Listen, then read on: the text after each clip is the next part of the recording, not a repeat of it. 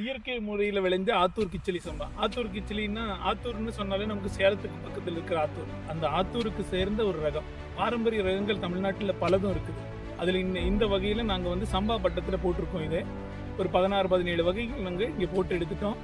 கொஞ்சம் மேகமூட்டமாக இருக்குது. 24லேருந்து 27ஆம் தேதி வரைக்கும் மழைங்கிறது இருக்குது. இதெல்லாம் சவாலெல்லாம் சந்தித்து 2 ஏக்கர்லேருந்து நாங்கள் ஒரு 2400 அதாவது 2.5 டன்னுக்குள்ளே நாங்கள் எடுத்திருக்கோம்.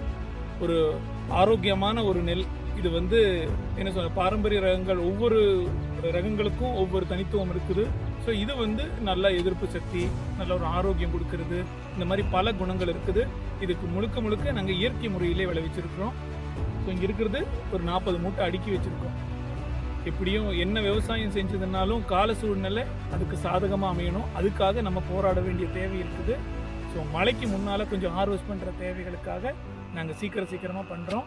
ஓரளவுக்கு நல்லாவே மகசூல் இந்த வருஷம் எடுத்திருக்கோம்.